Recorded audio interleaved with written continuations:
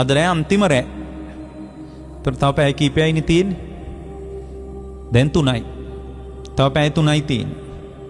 දැන් පැය 3කින් අපිට අතහැරෙනවා ජීවිතේ. පැය 3-4ක් යනකොට අපිට ජීවිතය අතහැරෙනකොට නිකන් හිතන්නවත් පුළුවන් දෙයක්. නිකන් හිතන්න අද රැයට මට අද ජීවිතේ අතහැරෙනවා කියලා හිතන්න. අද රැයට ජීවිතේ අතහැරෙනකොට ඔක්කොම දාලා යන්න වෙනවනම් සැලසුම් ඔක්කොම වතුරේ.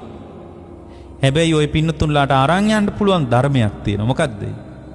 සංස්කාර. ඒ සංස්කාර පොදිය තමයි ඔබේ දෝතට ලැබෙන්නේ මෙන්න හම්බ කරපු ටික කියලා. එතකොට මේ සංස්කාර රැස් වෙන්නේ හිතන කියන කරනකම ඇතුලේ.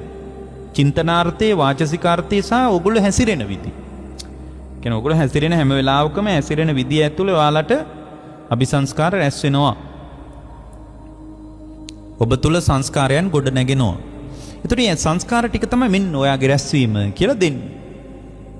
ඒකේ ඒ සංස්කාර වලට ඔයගොල්ලන්ගේ වෘත්ති වටිනාකම්, උගත්කම්, වෛද්‍යකම, ඉංජිනේරුකම, නීතිඥකම, ගුරුකම එකක්වත් අදාළ නැහැ.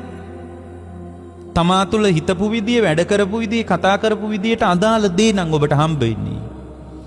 ඔයගොල්ලෝ සංවේදී වෙන්න ඕන. ඔයගොල්ලෝ හිතන, කතා කරන, වැඩ කරන, හිතන කියන කරන කම පිළිබඳ චින්තනාර්ථයේ, වාචසිකාර්ථයේ, කායිකාර්ථයේ ගැන නේද සංවේදී වෙන්න ඕන. නමුත් ලෝකයට එහෙම සංවේදීකමක් තියනවද? ලෝකයට එහෙම සංවේදීකමක් නැහැ.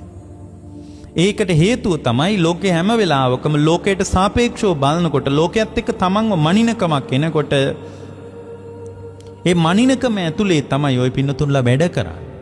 ලෝකයට සාපේක්ෂව මනින එක පින්වත්නි කෙලෙසුන්ගෙන් ඇවිලෙන සාධකයක්. අභ්‍යන්තරයේ කෙලෙසුන්ගෙන් පිච්චෙන්න බලපාන දෙයක්. අභ්‍යන්තරයේ අවුල් වෙන එකක් ඒක. මානම් පහය. එතකොට ලෝකයට සාපේක්ෂව තමන්ව මනින් නැත්තම් සුසමාහිතත්තෝ. එයාට හම්බ වෙනවා ලස්සන දෙයක්. මොකද්ද? සමාහිත සිත. නොවිසුරුණු සිත. තමන්ව විමසා බලන්න පුළුවන් මට්ටමේ සිතක්. පින්වත්නි අපි කියනවා තමන්ව විමසා බලන්න පින්වත්නි කියලා. නමුත් තමන්ව විමසා බලන්න මිනිසුන්ට බැරි වෙලා තියෙනවා. ඒකට ඔයගොල්ලෝ ඔළුවනලා සාදුකාර දීලා ගෙදර ගිහින් නැවත ලෝකයට සාපේක්ෂව විමසා බලන කමක් ඔය පින්නතුන්ලා තුල ඇවිල්ලා. ඔයගොල්ලෝ තුල ඒක මතුවෙලා.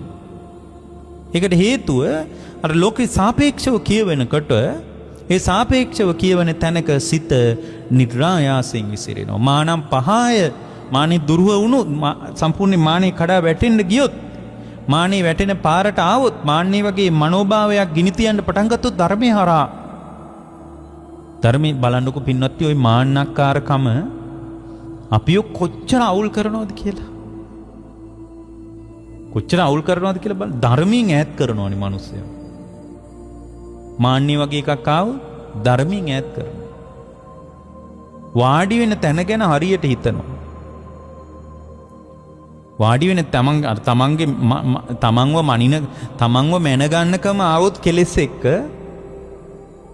එයාට වැඩන මේ සංඝයා ඉන්නවා. මේ බුද්ධ ශාසනය, මේ පන්සල ඒවා වැඩන්නේ එයාට.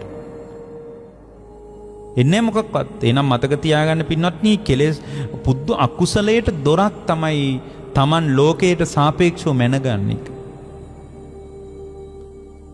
ලෝකයට සාපේක්ෂව මැනගන්න එක අකුසලයට දොරක්.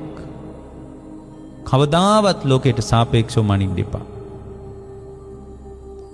හැබැයි ලෝකයට සාපේක්ෂව මනින්න නෑ කියලා කියන්නේ මේ දැන් පැවිද්දෙක් වුණත් හිතන්න පුළුවන් ඕක ඉතින් මනින්න දෙයක් නෑ. අපි ඔක්කොම මිනිස්සු.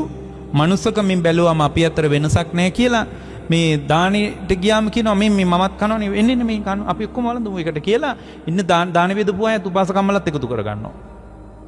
ඒ වගේ මහා මෝඩ තැනක් එම නෙමෙයි මේ මහන්නේ කියන්නේ. මාන්නේ කියලා කියන්නේ උපක්ලේශයක්. ඒක ලෝකෙට සාපේක්ෂව හැම වෙලාවකම Taman මනින මිම්ම.